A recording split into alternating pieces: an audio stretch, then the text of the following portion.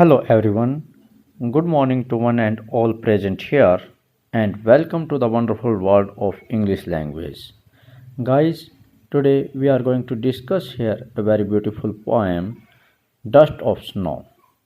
The poem Dust of Snow is composed by Robert Frost.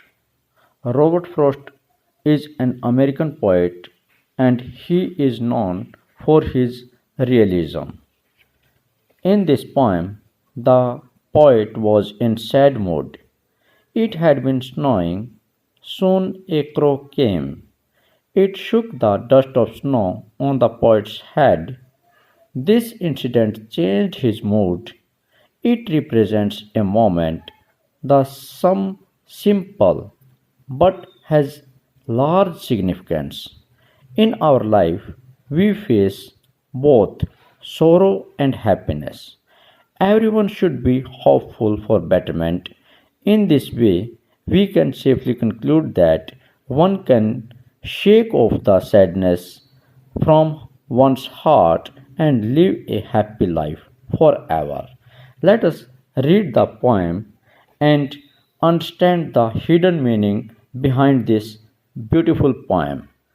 The way a crow shook down on me, जिस तरीके से एक कौवे ने मेरे ऊपर हिला दिया डस्ट ऑफ स्नो, स्नो के कणों को, फ्रॉम ए हेमलॉक ट्री से, जिस तरीके से उस कौवे ने हेमलॉक ट्री से मेरे ऊपर बर्फ़ के कणों को हिला दिया, has given my heart a change of mood, मेरा हृदय बदल गया, and saved some part of a day I had rued, और मेरा दिन जो आज बर्बाद होने वाला था एक रिग्रेट में, वो बर्बाद होने से उस कौवे ने बचा लिया।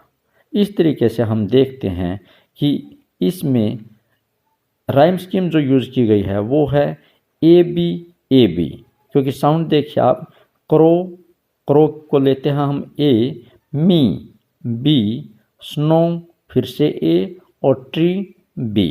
सेकंड स्टेंजा में heart A, mood B, part A, rued B. तो इस तरीके से हम इसमें राइम स्कीम पाते हैं ए बी, और सेकंड स्टेंजा में फिर से ए बी। अब यहाँ पे जो आया है वो एसोनेंस, एक फिगर ऑफ स्पीच है, वो भी दिखाई दे रहा है, शुक डाउन ऑन मी। इसमें बार बार जो है वो ओ साउंड की रिपीटिशन है, तो ये एसोनेंस, जब एक वोवल साउंड की रिपीटिशन पाई जाती है तब वहाँ पे एसोनेंस फिगर ऑफ स्पीच दिखाई देता है।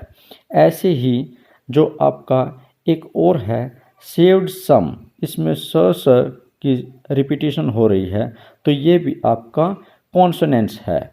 और ऐसे ही ये पोएम जो है पूरी तरह से, ना तो इसमें किसी कौवे की बात हो रही है ना ही स्नो की, बल्कि ये सोरो और हैप्पीनेस की बात है, तो ये पोएम पूरी तरह से सिंबॉलिकल है।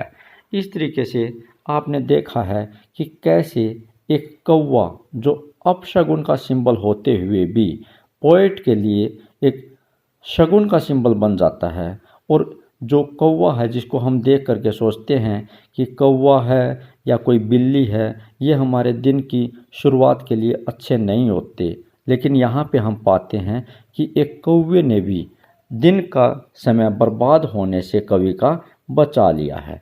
तो यहाँ पे कौवा जो है वो एक बैड ओमन नहीं है, बल्कि गुड ओमन कहीं पे प्रतीत होता है। और इन द एंड हम सिर्फ यही निष्कर्ष निकालते हैं कि कोई भी गुड ओमन नहीं होता और कोई भी बैड ओमन नहीं होता। वो सब हमारे एटीट्यूड के ऊपर, वो सब हमारे पर्सपेक्टिव के ऊपर डिपेंड करता है कि हम अपने जीवन के नज़रिए को किस प्रकार से देखते हैं। तो एक बार फिर से इस पोएम का रिव्यू ले लेते हैं।